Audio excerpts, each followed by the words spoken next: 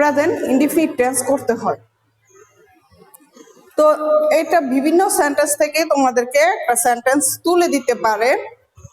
সেক্ষেত্রে তোমাদেরকে কোন জায়গায় টু বি ভার্ব চেঞ্জ করতে হবে বা মডাল ভার্ব, বেস ফর্ম, এগুলো তোমাদের একটু জানতে হবে, শিখতে হবে।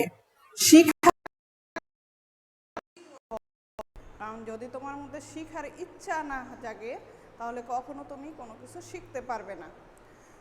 তো আজকে কিছু সেন্টেন্স লিখবো আমরা। সেন্টেন্স লেখার পর এখানে ভার্বটা কোনটা তা চিহ্নিত করার চেষ্টা করব। দেখো, আমি প্রথমে তোমাদের বেস ফর্ম দিয়ে কিছু ভার্ব দেখাচ্ছি। কি ফর্ম দিয়ে? Base form. দেখো, 1 নং তোমাদের সিলেবাসের 6 নং থেকে Mita sat on a chair।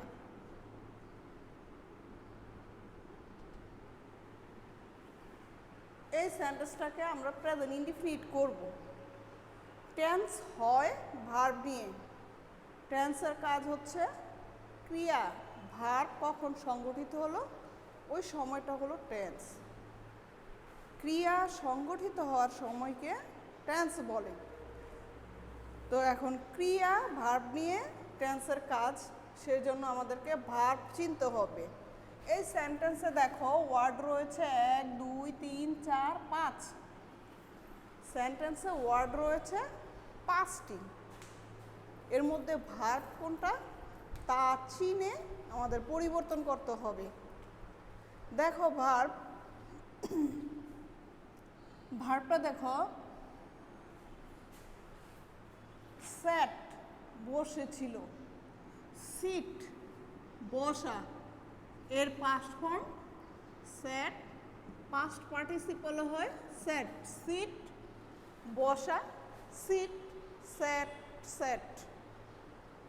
এখন আমাদের এই ফর্মটা রয়েছে পাস্ট ফর্ম। সেন্টেন্সের রয়েছে কি? ভার্বের পাস্ট ফর্ম। এই পাস্ট ফর্মের প্রেজেন্ট ফর্ম করতে হবে সিট। আমরা কি বসাবো? সিট। এখন খেয়াল করবে, সিট এটা বেস ফর্ম। বেস ফর্ম সেন্টেন্সের সাবজেক্টের উপর নির্ভর করে এটা কি এস ফর্ম হবে না শুধু বেস ফর্ম বসবে। এস ফর্ম বসে যখন সেন্টেন্সের সাবজেক্ট এর পার্সন, সেন্টেন্সের সাবজেক্টের পার্সনরা থার্ড পার্সন এবং সিঙ্গুলার হয়। দেখো মিতা, মিতা কারো একটা নাম, একটি মেয়ের নাম। যে কোনো নামবাচক নাউনগুলি থার্ড পার্সন সিঙ্গুলার। যদি একাধিক ব্যক্তি বোঝায় সেক্ষেত্রে প্লুরাল হবে। যেমন মিস্টার আলী, হাসান অ্যান্ড আলী আর ফ্রেন্ডস। এখানে হাসান অ্যান্ড আলী 2 জন, সেক্ষেত্রে আর হলো প্লুরাল ভার্ব বসলো। এখন এখানে মিতা কয়জন ব্যক্তি? মিতা একজন। মিতা বলতে একজন। যদি থার্ড পার্সন একজন হয় তাহলে ভার্বের বেস ফর্মের সাথে এস দিতে হবে, এস অথবা ইএস দিতে হবে। কখনো কোনো নাউন এই ভার্বের সাথে এস যোগ হয়, কখনো ইএস যোগ হয়। কখন এস যোগ হয় কখন ইএস যোগ হয় তাও এখানে রুলস আছে। এখন খেয়াল করো, মিতা সিট কি হবে? স্যাটের বেস ফর্ম হবে সিট। যেহেতু আবার থার্ড পার্সন সিঙ্গুলার তাই এস হবে। Sits on a chair. Mita sits on a chair. Sat কি হলো? সিট। স্যাট থেকে সিট। আবার থার্ড পার্সন সিঙ্গুলার নাম্বার হওয়ায়, সাবজেক্টটা থার্ড পার্সন সিঙ্গুলার হয়, এস হলো সিটস। দেখো তোমরা পারো কি না। I saw a bird. I saw a bird. এখানে 4টা ওয়ার্ডের মধ্যে ভার্ব কোনটা? সাধারণত অ্যাসার্টিভ সেন্টেন্সে সাবজেক্টের পরে ভার্বের অবস্থান, সাবজেক্টের পরে ভার্বের অবস্থান এবং অবজেক্টের আগে। সাবজেক্টের পর এবং অবজেক্টের আগে হলো ভার্বের অবস্থান। এখন এই স এর প্রেজেন্ট ফর্ম কি তা জানতে হবে। যেহেতু আমাদের প্রেজেন্ট ইনডিফিনিট টেন্স করতে হবে, আমাদের যে প্রশ্নগুলি মূলত পাস্ট ইনডিফিনিট থেকে দেওয়ারই সম্ভাবনা বেশি। তো এখানে ভার্বগুলি আমি পাস্ট টেন্সে এনেছি। এখন স এর বেস ফর্ম আমাদের জানতে হবে। স এসেছে সি, দেখা শব্দ থেকে। সি স সিন, সি স সিন। এখন সি, সি স এর বেস ফর্ম, স এর বেস ফর্ম কি? সি। তাহলে কি দাঁড়াচ্ছে? আই, আই যেহেতু ফার্স্ট পারসন তাহলে সি সরাসরি আসতেছে বেস ফর্মটা। I see a bird. তোমরা যারা নিজেরাই অ্যান্সারটা করতে পেরেছো তাদেরকে অসংখ্য ধন্যবাদ। আর যারা না পারতেছো তারা এখান থেকে অ্যান্সারটা দেখে নাও। I see a bird. আমাদের কোয়েশ্চেন কি ছিল? Turn into present indefinite tense. Turn the tenses of the following sentences into present indefinite tense. আমি কোয়েশ্চেনটা লিখে নেই, 6 নং কোয়েশ্চেনটা। 6 নং কোয়েশ্চেনে turn the following sentences, turn the tenses of the following sentences into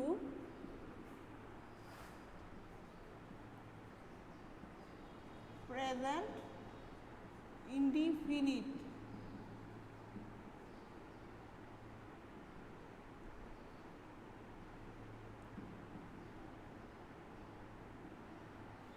তাহলে turn the tenses of the following sentences, নিচের সেন্টেন্সগুলোর এরকম কিছু সেন্টেন্স দেয়া থাকবে তোমাদের, যা তোমাদের প্রেজেন্ট ইনডিফিনিটে পরিণত করতে হবে। তাহলে আমরা এই দুইটা সেন্টেন্সে দেখলাম মূল ভার্ব দেয়া আছে, মূল ভার্বগুলির আমরা প্রেজেন্ট ফর্ম দিলাম এবং সাবজেক্ট অনুসারে যেখানে প্রয়োজন এস বা ইয়েস যোগ করলাম।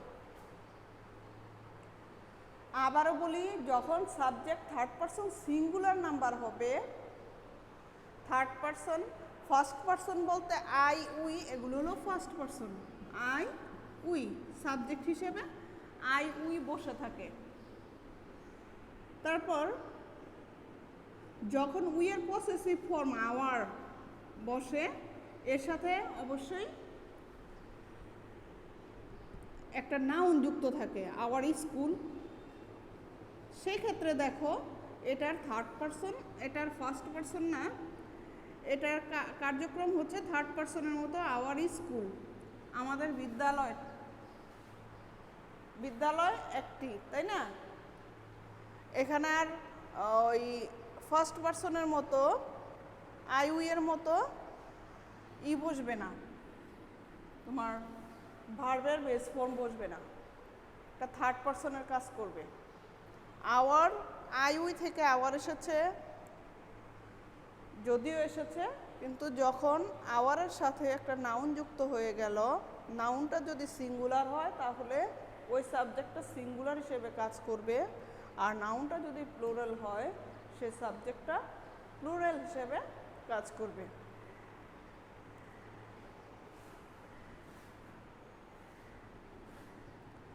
এবার দেখো ওর আলোকে একটা উদাহরণ দেখাচ্ছি। মাই ফাদার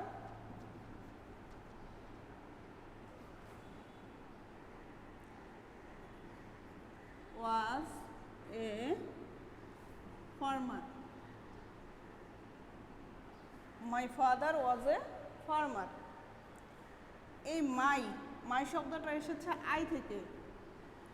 আইয়ের পসেসিভ ফর্ম আছে একটা, ওইটা হলো মাই।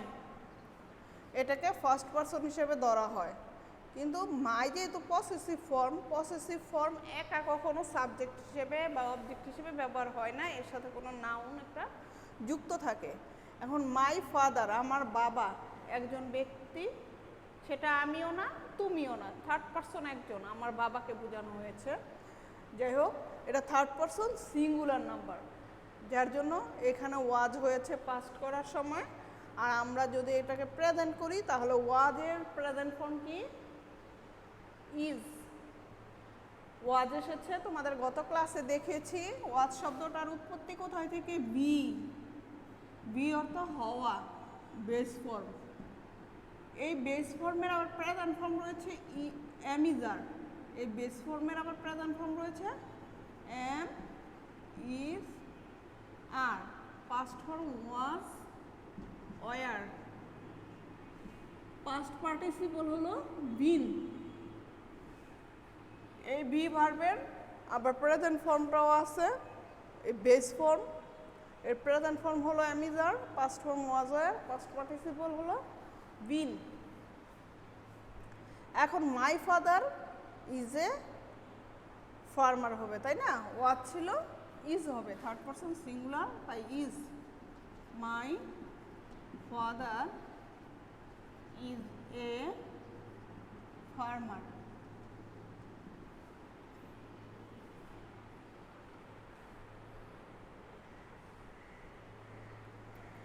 এখন বেস ফর্ম দিয়ে তোমাদের কিছু কাজ, বাড়ির কাজ দিয়ে আমি সেন্টেন্সগুলি বাসায় লেখার চেষ্টা করবে। আগামী ক্লাসে আমি এর উত্তরগুলি লিখে দিব। বেস ফর্ম দিয়ে কিছু বাড়ির কাজ লিখে নাও। Base form s form, es form. Base form s বা es form.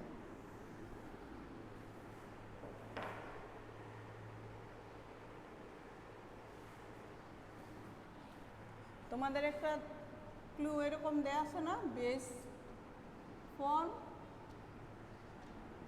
S es form. এর কয়েকটা উদাহরণ দেখো।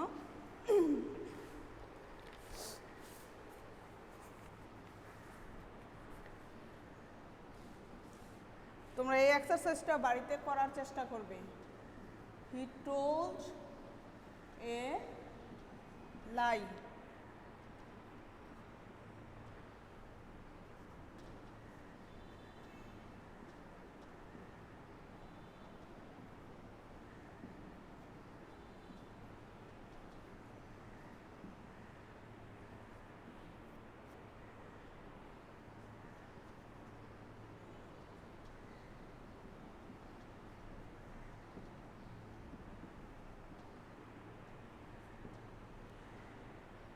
Tanya spoke the truth, the man sold rice.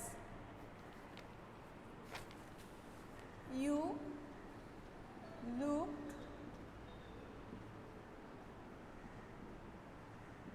tired.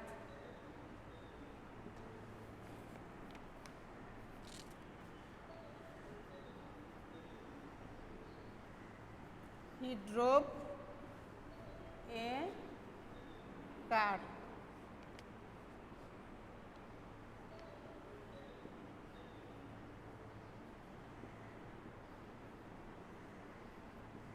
Rooney caught a bird.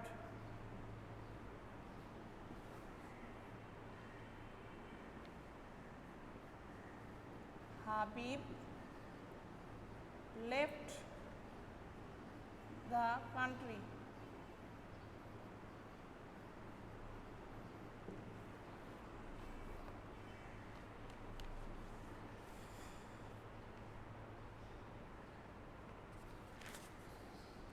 এই 7টা দিলাম তোমাদের বাড়ির কাজ।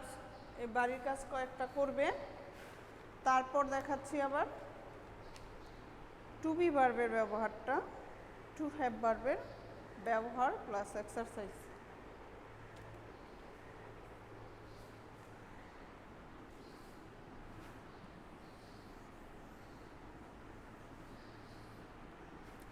খুব দ্রুত তুলে নাও।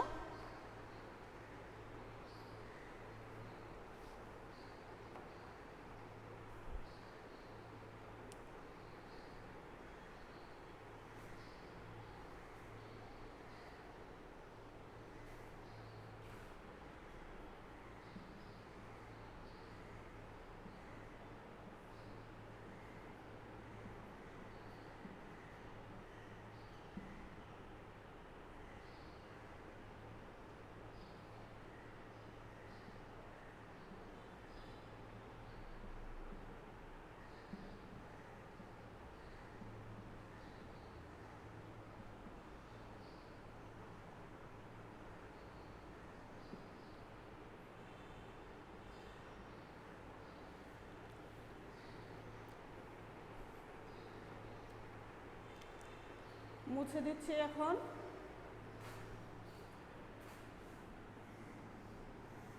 তো টু বি ভার্বগুলি আবার খেয়াল করো, টু বি ভার্বগুলি কীভাবে পরিবর্তন হয় ওই দিন দেখিয়েছি। যদি ওয়াজ ওয়ার থাকে সেক্ষেত্রে তোমাদেরকে এখানে এমিজ আর ব্যবহার করতে হবে। ওয়াজ ওয়ার থাকলে কি করতে হবে? এমিজ আর ব্যবহার করতে হবে।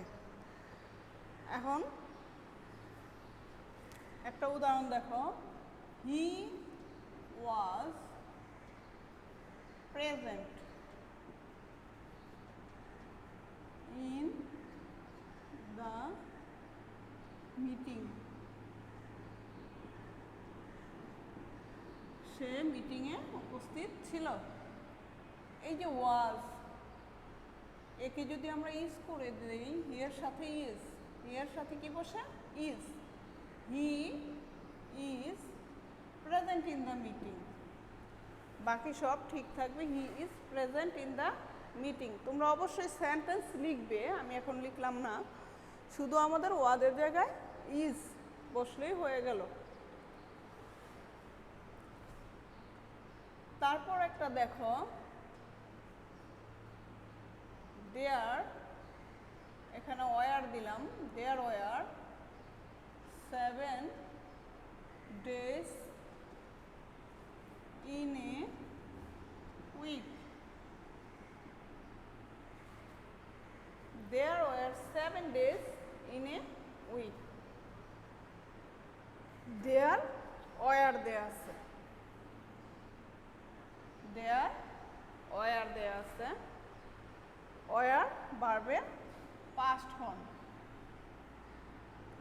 আর আমাদের ওয়ারের প্রেজেন্ট ফর্ম হলো আর। ওয়ারের প্রেজেন্ট ফর্ম হলো কি? আর। দেয়ার আর, দেয়ার আর 7 days in a week। ওয়ারটা কি হলো? আর হলো। তোমাদের ইট এবং দেয়ার দিয়ে তোমাদের এই যে বইটা, তোমাদের যে বোর্ড বইটা আছে, এই বইটাতে ইজ এবং দেয়ার দিয়ে আলাদা একটা চ্যাপ্টার রয়েছে। যখন তোমরা ইজ এবং দেয়ারের ওই চ্যাপ্টারটা পড়বে তখন এখানে আর বসবে নাকি এম বসবে, এম ইজ আর, ইজ বসবে না আর বসবে, ওই রুলসটা তোমাদের শেখানো যাবে। এখানে শুধু বলে রাখছি 7 days, 7 days একের অধিক সংখ্যা বুঝিয়েছে। দিন কয়টা? 7 দিন। যখন সাবজেক্টটা একাধিক মানে প্লুরাল হয় তখন এই সেন্টেন্সটা দেয়ার দিয়ে শুরু হওয়া সেন্টেন্সের যখন সংখ্যাটা নাউনটা প্লুরাল হয় সেক্ষেত্রে তোমাকে আর দিতে হবে। আর যদি ওটা সিঙ্গুলার হয় সেক্ষেত্রে ইজ দিতে হবে। একটা উদাহরণ ইজ দিয়ে দেখো, ইজ দিয়ে একটা উদাহরণ দেখাচ্ছি।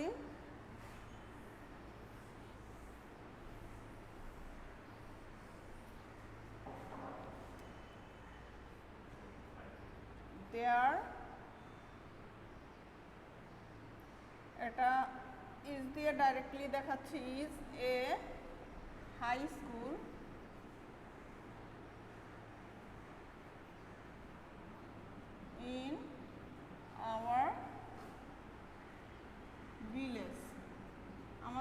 গ্রামে একটি হাই স্কুল রয়েছে।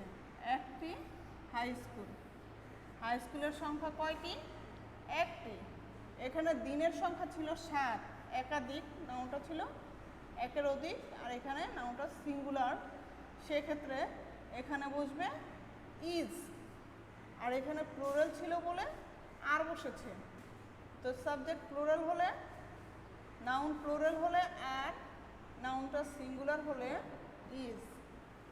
আর তোমাদের এটা পরীক্ষায় আর এর ক্ষেত্রে ওয়ার দিয়ে দিবে, আর যখন এই প্রশ্নটা আসবে তখন there was a high school in our village, এইভাবে সেন্টেন্সটা থাকবে, তোমরা ওইখানে ইজ ব্যবহার করবে।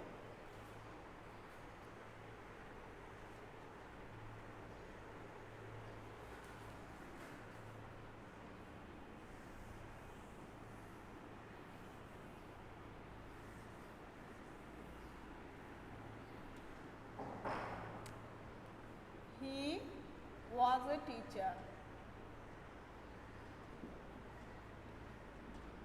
এখানে ওয়াজ, হি ওয়াজ এ টিচার, আমাদের ওয়াজকে পরিবর্তন করতে হবে, হি এর সাথে কি ইজ এ টিচার।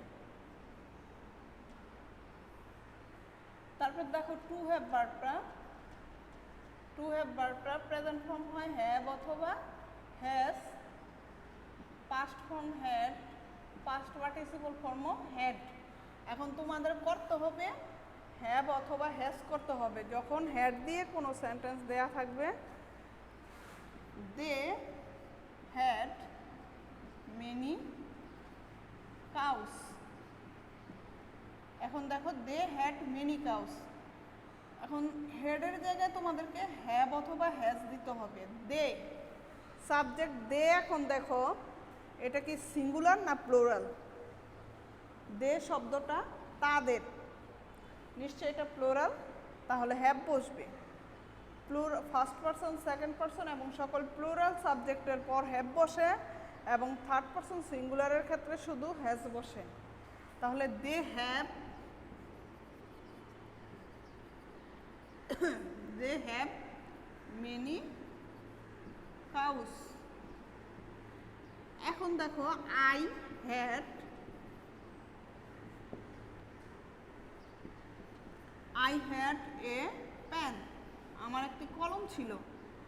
আই কোন পারসন? ফার্স্ট পারসন, যদিও সিঙ্গুলার, এর সাথে হ্যাভ বসে। I have a pen.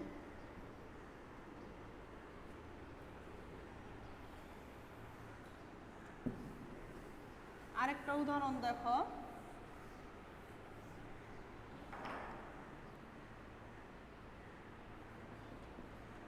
each girl had an orange. প্রত্যেক মেয়ে একটি করে কমলা, প্রত্যেক মেয়ের একটি করে কমলা ছিল। এখন এই হ্যাড, হ্যাড তো সাবজেক্ট সিঙ্গুলার হোক প্লুরাল হোক সকল ক্ষেত্রে হ্যাড ব্যবহার হয়। এখন তোমার এই সাবজেক্টটাকে সিঙ্গুলার না প্লুরাল বুঝতে হবে। ইচ গার্ল, প্রত্যেক গার্ল মেয়েকে বোঝাচ্ছে, প্রত্যেক একজন একজন করে বোঝাচ্ছে, তাই এই সাবজেক্টটা সিঙ্গুলার। আমরা কি লিখবো ইচের পরে? ইচ গার্ল,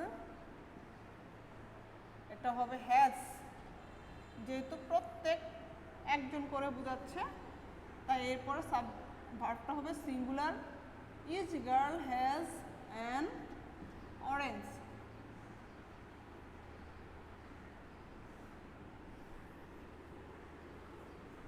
তো বেস ফর্মের কিছু উদাহরণ তোমাদের এক্সারসাইজ বাড়ির জন্য দেওয়া হলো, 7টা সেন্টেন্স দিয়েছি। এখন টু বি ভার্ব দিয়ে গত ক্লাসে দেখানোর পরে আজকেও দেখালাম, টু হ্যাভ ভার্ব দিয়েও সেন্টেন্স দেখালাম। এখন এই সেন্টেন্সগুলি তোমাদের লিখে, যতটুকু লিখে নিয়েছ বা বুঝেছ ওইটা অবশ্যই বাড়িতে আর একটু প্র্যাকটিস করবে, এবং এর আলোকেই তুমি সেন্টেন্স চেঞ্জিংটা পারবে।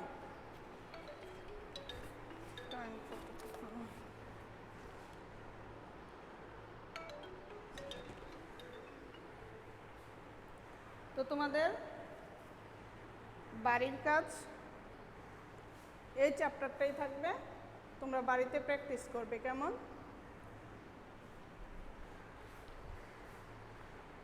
স্যার কোথায় গেল? সময় শেষ, আমার তো ক্লাস শেষ হয়ে গেল।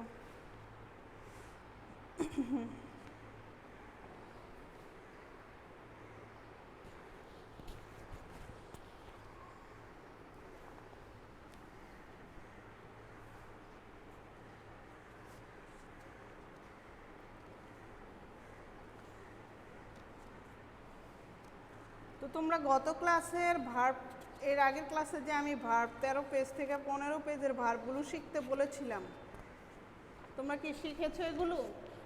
দেখো সিলেবাসটা দেখলে তোমাদের এখানে ওয়ার্ড নিয়ে অনেক কাজ ছিল এই হাফ ইয়ারলির জন্য, যেগুলো প্রায় শেষ করে ফেলেছো তোমরা।